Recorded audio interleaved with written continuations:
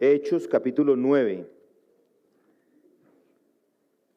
Ahí es donde nos encontramos por estos días, Hechos 9. Y para comenzar quiero que hagamos una oración. Señor, te pedimos en esta noche que tú obres en el corazón de cada uno de los que aquí nos encontramos, ya sea para salvación, ya sea para edificación, ya sea, Señor, que tú transformes esa vida de nosotros para parecernos más a tu Hijo Jesucristo. Hazlo de acuerdo a tus principios, a tu palabra, y que lo que tenemos para hoy, Señor, haga precisamente esa hora, y es en el nombre de Cristo que te lo pedimos. Amén. Y hoy quiero comenzar un poco pensando en los engaños que se han propagado en el cristianismo moderno, y muchos de ustedes conocen algunos de ellos, por supuesto, y uno de ellos es la doctrina de la prosperidad. Colombia casi que podemos decir que es uno de los mayores engaños. La idea de que seguir a Cristo significa obtener algo. Significa de pronto conseguir comodidad, tener algo de comodidad, tener algo de éxito en las cosas que se hacen, ya sea financiero o poder o lo que sea. De pronto evitar y eliminarse los problemas. Alguien que tiene problemas, de pronto se le dice, vea, vaya a la iglesia, porque con todos esos problemas que usted tiene, lo mejor que le puede pasar es ir a la iglesia, pensando que eso va a solucionar todos sus problemas, ya sean financieros o inclusive problemas con relaciones. A veces una esposa o esposo deja una familia, un esposo, y se piensa que ahí se van a solucionar. Si usted viene a la iglesia, todo eso se va a solucionar. Y eso es una farsa, porque ese no es el cristianismo. Muchos presentan el evangelio como una fórmula para tener paz emocional, para obtener un nuevo trabajo. Vaya que usted, si allá va, seguramente le va a salir un trabajo o va a tener una solución rápida. Ya no va a tener más conflictos en su vida. Y eso es una mentira. Las Escrituras nunca prometen eso. Al contrario, el Señor Jesucristo fue muy claro, fue contundente cuando dijo, si me persiguieron a mí, también os perseguirán a vosotros.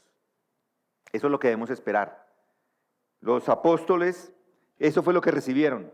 Y Pablo, por muchos años, después de su conversión, afirmó inclusive eso también. Él dice en 2 Timoteo 3:12, y en verdad, dice él, todos los que quieren vivir piadosamente en Cristo Jesús serán perseguidos. Y el pasaje que tenemos hoy, Hechos 9:23, es una evidencia contundente de esta misma verdad. 9, versículo 23, noten lo que dice 9:23, dice, después de muchos días, los judíos tramaron deshacerse de él, esto es Pablo, pero su plan llegó al conocimiento de Saulo y aún vigilaban las puertas día y noche con el intento de matarlo. Pero sus discípulos lo tomaron de noche y lo sacaron por una abertura en la muralla, bajándolo en una canasta. Cuando Saulo llegó a Jerusalén, trataba de juntarse con los discípulos, pero todos le temían, no creyendo que era discípulo. Pero Bernabé lo tomó y lo presentó a los apóstoles y les contó cómo Saulo había visto al Señor en el camino y que él le había hablado, y cómo en Damasco había hablado con valor en el nombre de Jesús. Y estaban con ellos moviéndose libremente en Jerusalén, hablando con valor en el nombre del Señor. También hablaba y discutía con los judíos helenistas, pero estos intentaban matarlo. Pero cuando los hermanos lo supieron, lo llevaron a Cesarea y de allí lo enviaron a Tarso. Entre tanto, la iglesia gozaba de paz por toda Judea, Galilea y Samaria, y era edificada, y andando en el temor del Señor y en la fortaleza del Espíritu Santo, seguía creciendo. Noten, aquí están persiguiendo a este Saulo. ¿Saulo qué es Pablo? Saulo de Tarso. Solo quieren conseguirlo, a capturarlo. Este Saulo, hacía muy poco había sido transformado radicalmente, había cambiado completamente por la gracia de Cristo. Y noten, él comienza su vida cristiana no con tranquilidad, no con comodidad, no lleno de cosas, por supuesto, sino con sufrimiento. Apenas 3 años después de su conversión, y Saulo ya había provocado una hostilidad con su predicación, una hostilidad que tanto los judíos como incrédulos habían sumado y querían matarlo. Ellos se habían unido para matarlo. Su fidelidad al evangelio lo convirtió inmediatamente en un blanco. El perseguidor, Saulo había sido el perseguidor, ustedes lo recuerdan, el perseguidor de la iglesia se convirtió en perseguido. Y como si no fuera suficiente, al llegar a Jerusalén buscando comunión con los discípulos, se encontró con desconfianza y con rechazo de las personas allí, de los mismos discípulos. La iglesia no le creía ni siquiera a Pablo, que fuera en realidad un discípulo, que fuera un discípulo verdadero. Y humanamente hablando, no parecía que un ministerio de estos fuera a ser fructífero, ¿cierto? Si uno ve, si todo el mundo, si los de afuera lo quieren linchar, si luego los cristianos lo quieren linchar, nadie lo quería, pues, ¿qué queda? No le va a quedar muy poco, no tiene futuro, es odiado por todos, todo el mundo. Era sospechoso de todos, inclusive de los propios hermanos. Era amenazado de muerte y al final fue enviado a su tierra natal, a Jerusalén, y allá se queda. Y noten el inicio de su ministerio. ¿Qué inicio es este? ¿Qué clase de ministerio es el que Dios había llamado a este hombre a hacer? No daría uno ni un céntimo por él, ¿cierto? Sin embargo, aquí está la enseñanza central de este pasaje, y es que la fidelidad a Cristo se demuestra con osadía o audacia o coraje en el sufrimiento. Y les digo que sin importar los ataques o el rechazo que se reciba, la obra de Dios inclusive avanza ahí. La obra de Dios avanza en medio de la oposición. Saulo sufre y sufre la iglesia, pero al mismo tiempo crece. Saulo es perseguido, pero la iglesia es edificada y fortalecida por el Espíritu Santo. Y es lo mismo que le ha pasado a muchos hombres en la historia. Lutero, piensen en Lutero, un joven, en ese momento, Martín Lutero, un joven monje agustino, fue enviado a Roma en el año 1510 y no fue allí por iniciativa propia, ni buscando una experiencia espiritual o una aventura, fue simplemente porque le encargaron, le pusieron como un encargo, como una tarea, ir allá a Roma, fue a representar a su orden en un conflicto que tenían ellos allí, un conflicto interno. Y sin embargo, en ese viaje marcó para él un antes y un después. Lutero llegó allí con ilusiones de ver una iglesia romana fortalecida. Ese era el centro de la iglesia, Roma. Todo el mundo, todos los monjes, lo que querían era ir a Roma, por supuesto, porque ese era el centro, y no encontró lo que estaba esperando. Lo único que encontró fue corrupción, frialdad, una religiosidad vacía, y lo que parecía un trámite rutinario, que era resolver su conflicto, se convirtió en una experiencia que Dios mismo utilizó para abrirle los ojos de la necesidad de una reforma. Y ojo, no encontró comodidad ni aplausos en todo esto. Después de su visita, fue excomulgado por la iglesia, fue declarado proscrito y su vida entera quedó en un riesgo constante. Sin embargo, esa misma oposición fue el terreno en donde floreció la reforma protestante. Todo esto por la fidelidad de un hombre en medio de la situación, un hombre dispuesto a sufrir. Eso fue lo que usó Dios para despertar a toda una generación en ese momento. Y hoy pasa igual. en lugares como Nigeria, como Corea del Norte, como Irán. Allí predicar a Cristo significa arriesgar la vida. Pastores han sido encarcelados, templos o iglesias quemadas, familias separadas, y sin embargo, los informes muestran que la iglesia en esos países no muere, sino crece. La sangre de los mártires sigue siendo la semilla para el crecimiento de la iglesia. En Colombia quizás no tenemos la misma violencia en contra de la fe en cada ciudad como en esos países, pero existe oposición, ¿no es así? Hay regiones en donde predicar a Cristo, predicar el Evangelio, es enfrentarse a la presión del narcotráfico, enfrentarse a los grupos armados o a comunidades cerradas. A veces el sufrimiento no es un sufrimiento físico, pero sí social. Familias divididas, porque alguien dice que es creyente. ¿No les ha pasado? Que alguien dice es creyente y ya cortan todas sus relaciones, simplemente porque quiere seguir a Cristo. Hay burlas en la universidad o inclusive hay pérdidas de oportunidades laborales simplemente porque se mantiene firme en sus convicciones bíblicas. Seguir a Cristo aquí también cuesta. Así como Saulo lo enfrentó esa posición desde el inicio, también hoy la fidelidad al Evangelio trae resistencia y eso nos lleva a la pregunta. Yo le pregunto, ¿está dispuesto a sufrir por Cristo con el mismo coraje que sufrió Saulo de Tarso? Observen cómo lo perseguían. Saulo es perseguido en Damasco. Volvamos a leer el versículo 23 al 25. Mire cómo comienza. Después de muchos días, los judíos tramaron deshacerse de él, pero su conjura llegó al conocimiento de Saulo, y aún vigilaban las puertas día y noche con el intento de matarlo. Pero sus discípulos lo tomaron de noche y lo sacaron por una abertura en la muralla, bajándolo por una canasta, o en una canasta. Después de muchos días, dice el versículo.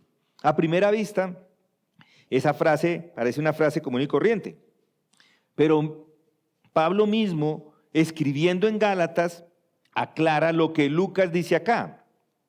Él dice en Gálatas, dice, entonces 3 años después subí a Jerusalén para conocer a Pedro y estuve con él 15 días. Es decir, si observan bien, que entre esos dos versículos, 22 y 23, han pasado 3 años. Los muchos días de Hechos 9 son los 3 años antes de llegar a Jerusalén.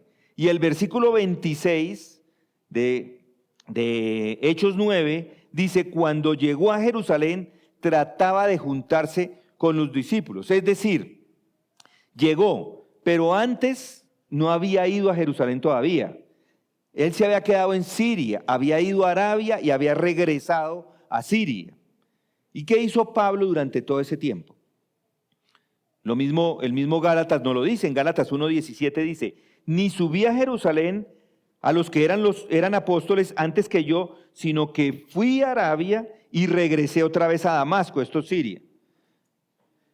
Pero esto no fue un tiempo de descanso o de ocio, fue un tiempo de una instrucción que él recibió directa con el Señor, un tiempo de maduración, un tiempo de meditación. Él maduró, creció, tanto teológicamente como espiritualmente. Allí Saulo profundizó en las Escrituras, aprendió cómo Cristo es el cumplimiento de la ley y los profetas, y comenzó entonces, después de que lo entendió, a predicar con mayor fuerza. Y cuando regresa a Damasco, lo hace ahora y predica ahora con mejor claridad o con más claridad y convicción. Y entonces, en ese momento ocurre lo inevitable. El rechazo. Y el rechazo se intensifica y el texto dice que los judíos hicieron un conjuro para matarle. Su predicación los irritó a tal punto que la única solución que vieron ellos era eliminarlo. Pablo mismo lo comenta en 2 Corintios 11:32. Dice, en Damasco, el gobernador bajo el rey Aretas vigilaba la ciudad de los damasenos con fin de prenderme, pero me bajaron en un cesto por una ventana en la muralla. Aquí, si notan, no solamente son los judíos que estaban detrás de él, también los árabes, los nabateos o sirios bajo la ley o bajo el rey Aretas. Todos se habían unido a una en contra de Saulo. En otras palabras, los dos pueblos que no podían estar de acuerdo en nada, se pusieron de acuerdo en una cosa: querían matar a Saulo. Y el versículo 24 dice que por su conjura, esa conjura llegó al conocimiento de Saulo. Aquí Dios, en su providencia, le permitió a él que esos planes que tenían esos otros fueran conocidos para él, fueran descubiertos. Y allí estaban entonces los celadores que cuidaban las puertas de día y de noche y estaban determinados a atraparlo, pero los discípulos encontraron una forma, encontraron otra salida. Una casa que estaba en esos muros allí en la ciudad, la gente tenía casas, eran unos muros muy anchos y allí tenía una casa, y lo que hicieron fue lo subieron y lo bajaron, lo subieron a una ventana y lo bajaron por la noche en una canasta. Qué ironía, ¿no les parece que un hombre que entró allí a Damasco, porque eso fue lo que hizo, con cartas, entra allí con cartas con autoridad para seguir a todos los cristianos, ahora está haciendo lo contrario, está huyendo porque hace parte de los mismos cristianos, descolgado como un fugitivo? El perseguidor se ha vuelto el perseguido. Y al ver esto podemos decir que ese es un principio bíblico. La fidelidad al evangelio siempre genera oposición. Y este Saulo no había predicado prosperidad económica. Él no les había contado chistecitos desde el púlpito. No. Este había predicado a Cristo crucificado y resucitado. Y esa es la verdad que confrontó a los judíos y a gentiles por igual. El mensaje verdadero nunca deja indiferente a las personas. O las personas aceptan el mensaje, o hay división, o hay incomodidad, o se irritan inclusive. El sufrimiento, cuando se predica, es parte de ese llamado cristiano. Entonces, Saulo descubrió muy pronto lo que Ananías le había dicho en Hechos 9:16. Porque si lo notan allí en Hechos 9:16 dice: porque yo le mostraré cuánto debe padecer por mi nombre. No hay ministerio fiel sin sufrimiento. El pastor MacArthur fue un ejemplo de eso. A él se le vino el gobernador del estado de California, que es de lo más grande que hay en Estados Unidos. El estado de California es lo más grande. Se fue en contra de él con toda. Querían cerrar la iglesia. No lo pudo hacer. Las personas cercanas de su ministerio, muchos lo dejaron. Muchos quedaron descalificados. Le tocó responder a ataques de personas que lo querían demandar por diferentes cosas. Y todavía incluso hay demandas. Uno demandando a la iglesia, ya falleció y todavía están demandando. Pero Dios preserva a sus siervos según su plan. Y de alguna manera nosotros también. Nosotros esta semana tuvimos que responder a una querella de los vecinos de la iglesia. Y gracias a Dios en la audiencia nos dieron la razón y la querella quedó archivada. Esto no es suerte. No es suerte ni coincidencia. Es lo que sucede. Es Dios cuidando a su iglesia, pero debemos esperar la persecución. Dios mismo usó medios sencillos para sacar a Saulo, una canasta, unas manos fieles, y esto para preservar al hombre que va a llevar el evangelio a los gentiles. Eso es lo que hizo Pablo.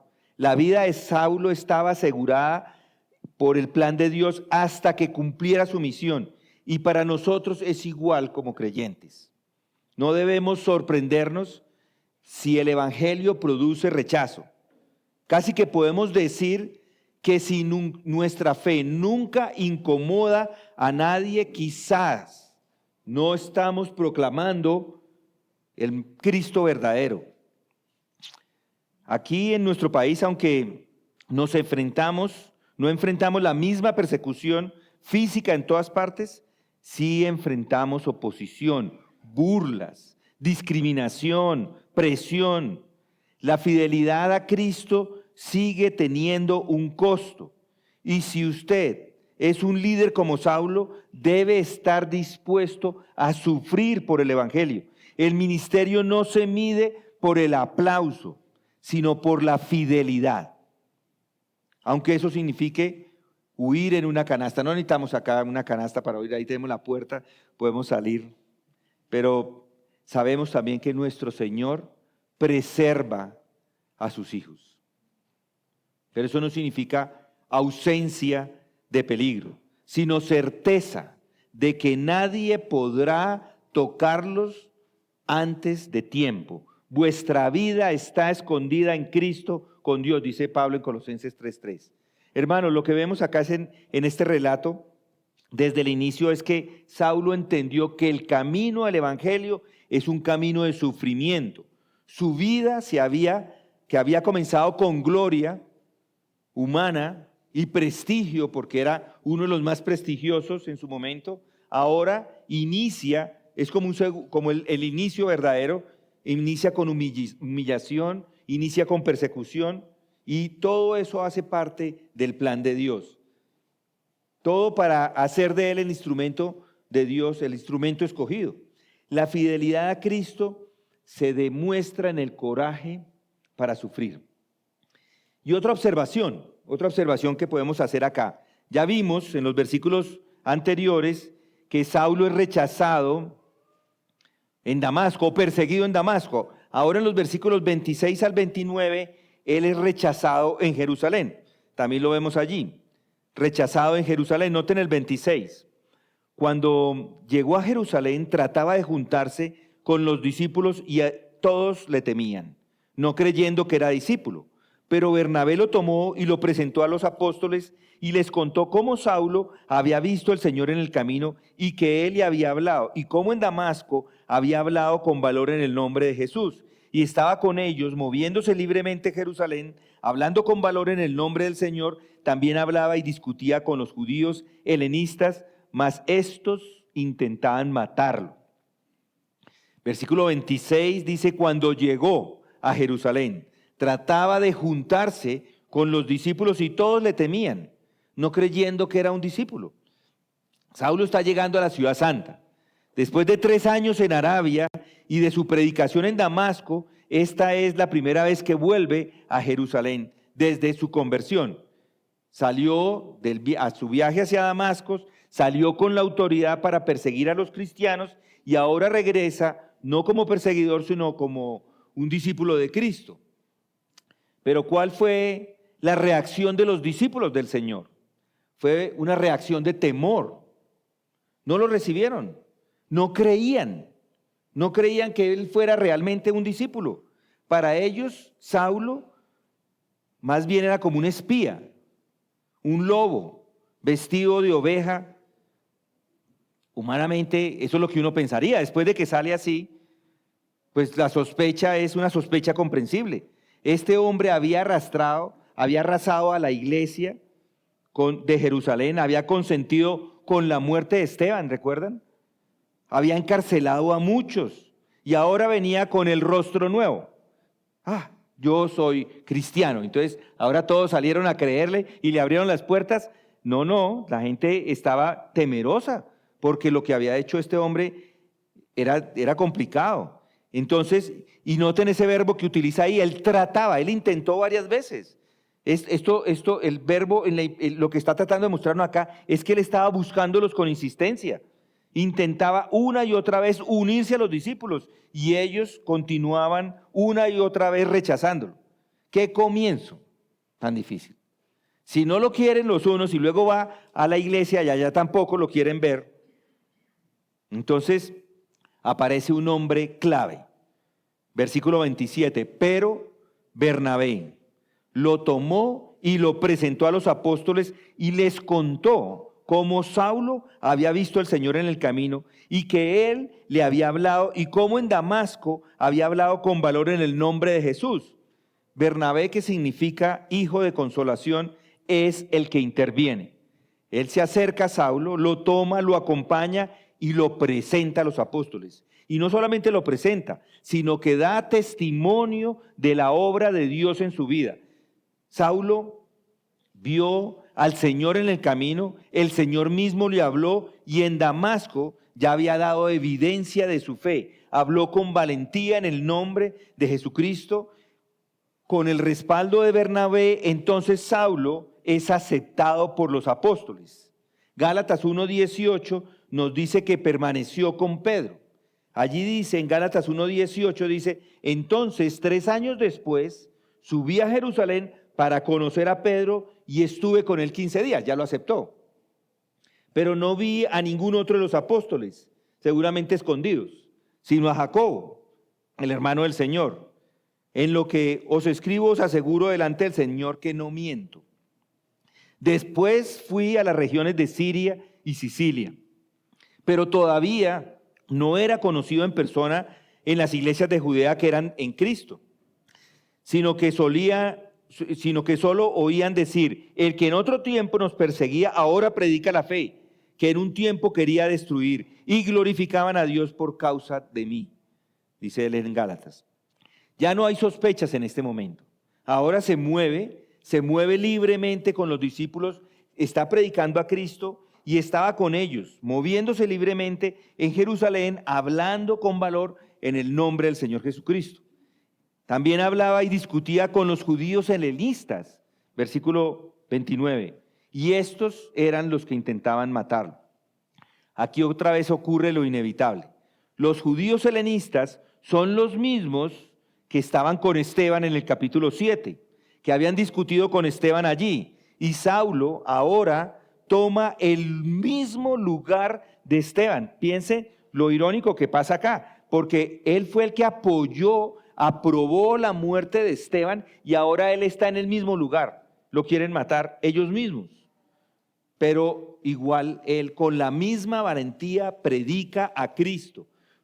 Con la misma consecuencia probable enfrenta la furia de estos helenistas. Y así como Esteban murió apedreado por su testimonio, Saulo ahora es amenazado de muerte. Noten, la aceptación en la iglesia es fruto de la obra de Dios. Los discípulos tenían razón de ser cautelosos, pero Bernabé, viendo la evidencia de la gracia de Dios, lo respalda.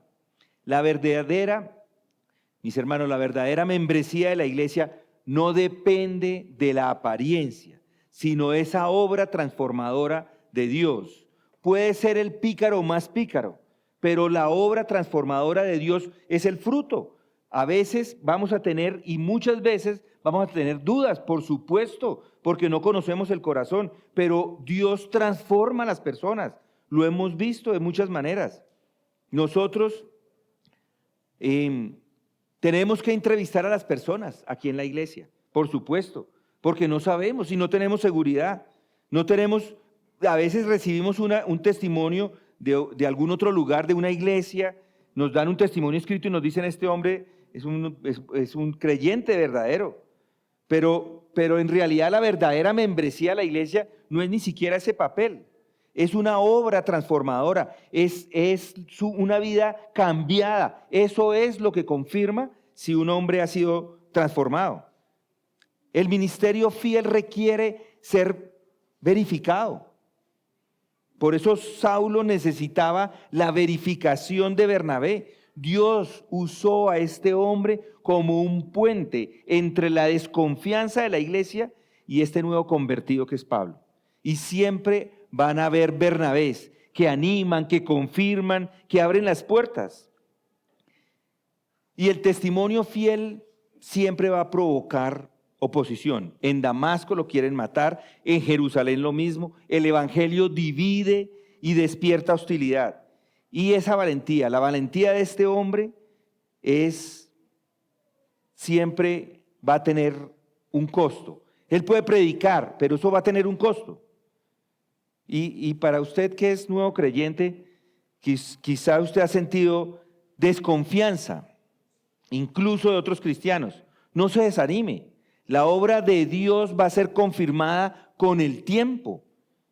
Y en la iglesia necesitamos personas como Bernabé, personas que sepan, que se puedan acercar, que puedan acompañar, que puedan confirmar la obra de salvación de las personas nuevas. No debemos tener muros de sospecha para todos, sino un puente de gracia para las personas.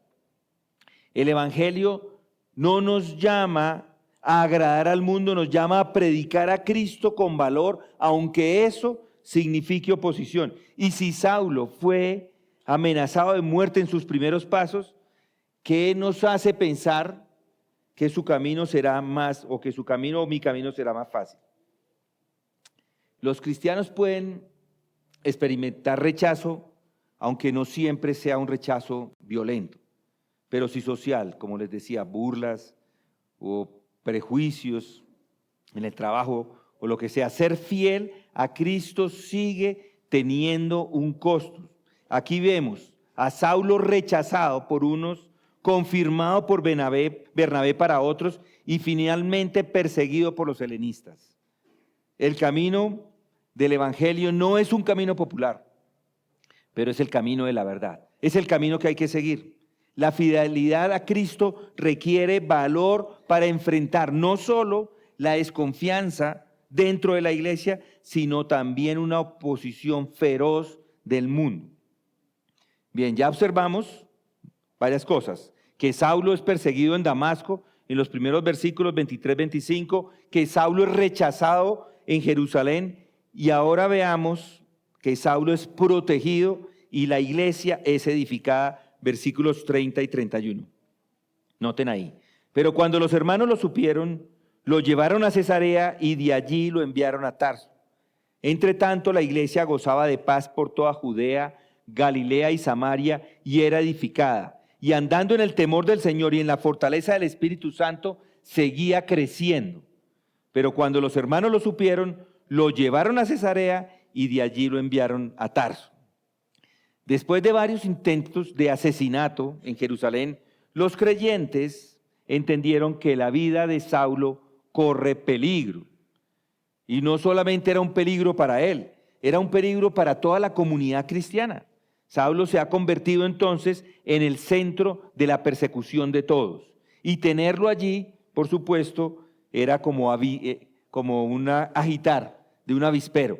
Así que los hermanos toman la decisión sabia de sacarlo. Lo acompañaron hasta Cesarea, a un puerto. Cesarea es un puerto en el Mediterráneo, y allí lo enviaron a Tarso, la ciudad natal en Cilicia.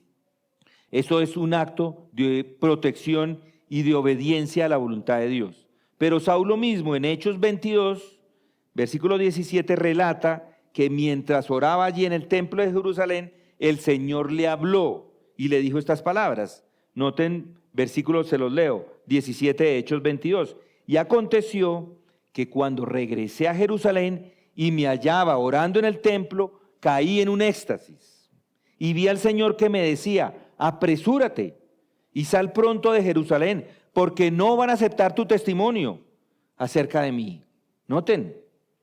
Y yo dije: Señor, ellos saben bien que hay una sinagoga tras otra, que yo encarcelaba y azotaba a los que creían en ti. Y cuando se derramaba la sangre de tu testigo Esteban, allí estaba también yo dando mi aprobación y cuidando los mantos de los que lo estaban matando. Pero él me dijo: ve, porque te voy a enviar lejos a los gentiles. Así que la salida de Saulo inicialmente parecía un fracaso, pero no lo es. No es un fracaso, es la dirección del Señor. Él está moviéndose. Esto es lo que está sucediendo en la iglesia, pero el Señor tiene otros planes y aquí no lo vemos. Está preparando a Saulo para una misión que es la misión de predicar el evangelio a los gentiles. Y por varios años Saulo desaparece de la escena principal de Hechos. No se le menciona hasta que Bernabé va y lo busca a Tarso y lo lleva hasta Antioquía, y eso lo vemos en Hechos 11, versículos 25 y 26. Pero en ese tiempo tampoco estuvo ocioso.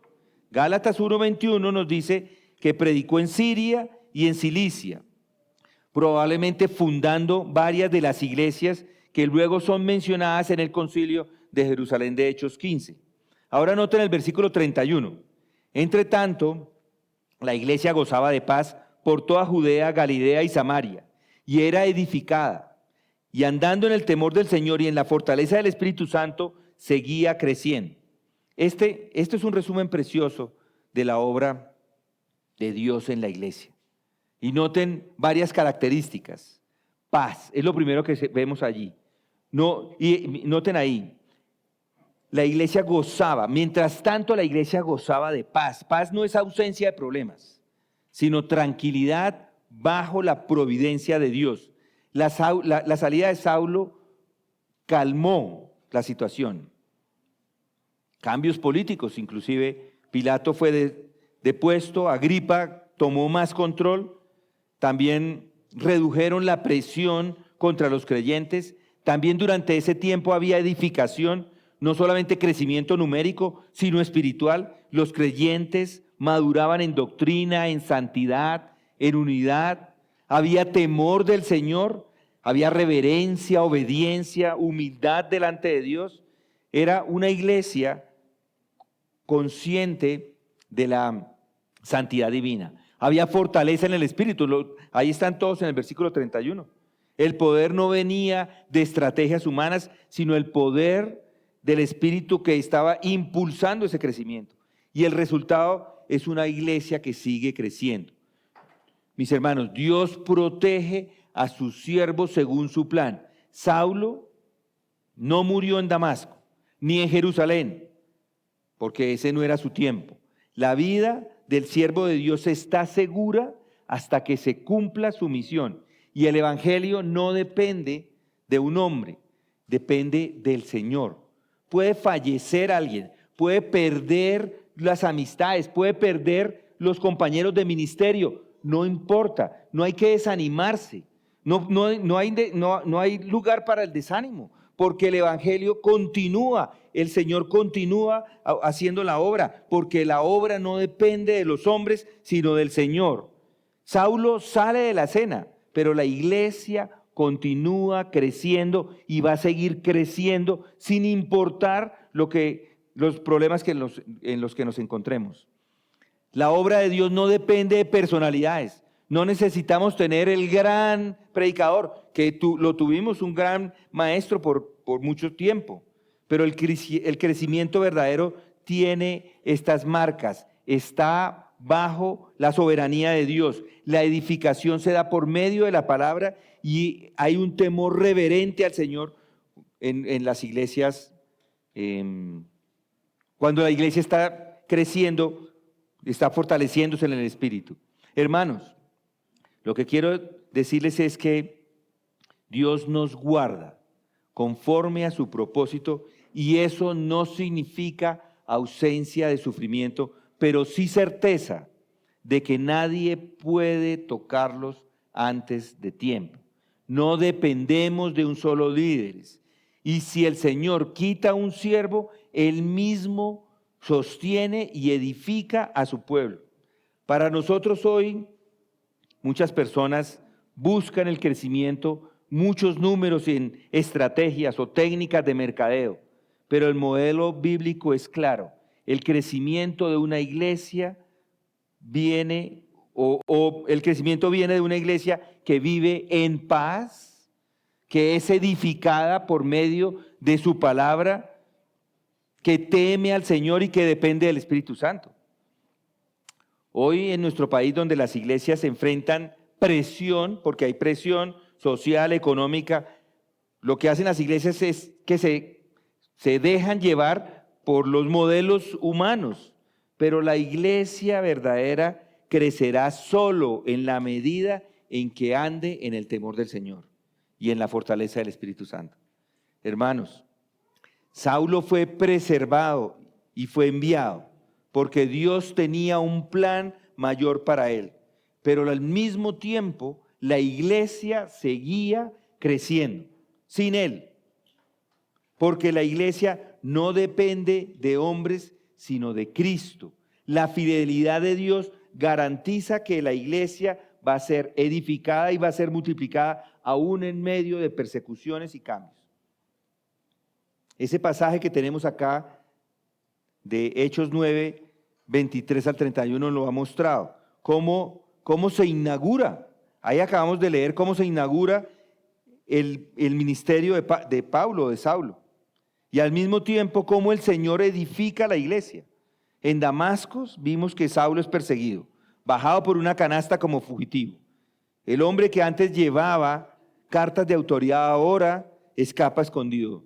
Él aprendió desde el inicio que seguir a Cristo es sufrir por Él. Y en Jerusalén vimos al Saulo rechazado, que intentaba unirse a los discípulos, pero no lo aceptaban, hasta que Bernabé intercedió por él. Y cuando finalmente comienza a predicar, los helenistas procuran matarlo. Esto porque el testimonio fiel siempre trae oposición. Y en Cesarea y Tarso, en versículos 30 y 31, vimos que Saulo es protegido y apartado por un tiempo. Dios lo sacó de la escena, no porque hubiera fracasado, sino porque lo estaba preparando para una misión principal. Y mientras tanto, mientras lo está preparando, la iglesia disfrutaba de paz, era edificada, andaba en el temor del Señor y crecía en la fortaleza del Espíritu. La iglesia es del Señor, mis hermanos. No es un hombre. El mensaje es claro. La fidelidad a Cristo exige intrepidez para sufrir. Y el Evangelio no promete comodidad, promete oposición. No ofrece un aplauso, ofrece rechazo, pero también promete algo mucho más grande. La victoria es de Cristo y el crecimiento de su iglesia por el poder del Espíritu Santo. La pregunta entonces que hay que hacer es inevitable. ¿Está dispuesto a sufrir por Cristo? ¿Están listos a ser ridiculizados, marginados e incluso perseguidos para hablar en el nombre del Señor? ¿Está dispuesto a ser un Bernabé que confirme la fe de otros, aunque eso signifique correr riesgos? ¿Confía en que Dios va a preservar su vida hasta que se cumpla la misión que Dios le ha encomendado? La vida de Saulo comenzó con sufrimiento, pero también con propósito. Lo mismo ocurre con nosotros. Si de verdad sigue a Cristo. Si no sigue a Cristo, pues todo lo que he dicho no entiende nada. El mundo, si sigue a Cristo, le va a odiar. Pero la iglesia va a seguir creciendo. Así las personas fallezcan, así cambien de ministerio, así se vayan momentáneamente de una iglesia. No, es que se fue el pastor y ya hasta ahí se acabó la iglesia. No, es que la iglesia es de Cristo. Eso debe quedar claro en la mente de todos. Siempre ha sido la iglesia de Cristo. Hay que vivir con esa convicción. La fidelidad al evangelio puede costar todo, sí, pero nunca va a ser en vano. El mismo Cristo que salvó a Saulo es el Cristo que sostiene a su iglesia y la ha hecho crecer hasta el día de hoy. ¿Cuántas personas no hemos visto fallecer en el pasado? ¿Cuántas? Hombres, Whitfield, Spurgeon, y podemos nombrar Edwards. Muchas personas han fallecido y han dejado la iglesia, y yo creo que los congregantes en ese momento dijeron, no, hasta aquí se acabó la iglesia, ya no hay nadie más. Y miren cómo Dios continúa preservando y va a seguir preservando, no solamente ahora, sino para siempre, hasta que venga Él por su iglesia. Es su iglesia. Bueno, con esto en mente, vamos a orar ahora. Padre, gracias te damos porque tu palabra también nos anima, nos ayuda a ver con claridad cómo es que tú mantienes y preservas a tu iglesia. Es tu iglesia, tú mismo enviaste al Espíritu Santo en Hechos 2 para confirmar el inicio de la iglesia. Gracias, Señor, que tenemos este libro de Hechos para poder, por medio de él, conocer y aprender acerca de lo que estaba sucediendo al principio de la iglesia y cómo esas verdades, esas doctrinas, esos principios bíblicos inclusive aplican a nuestra vida hoy. Descansamos en que tú eres un Dios soberano, que a pesar de que podamos encontrar sufrimiento o pérdida de líderes, o que podamos encontrar problemas en nuestra iglesia, podamos recibir la persecución. Sabemos que tú estás en control. Gracias, Padre. Podemos depender de ti sabiendo que siempre lo vas a hacer. Vamos a reconocer hoy y siempre que tu iglesia va a perseverar hasta el día, Señor, que tú vengas por ella. Y es en Cristo Jesús que oramos estas cosas. Amén.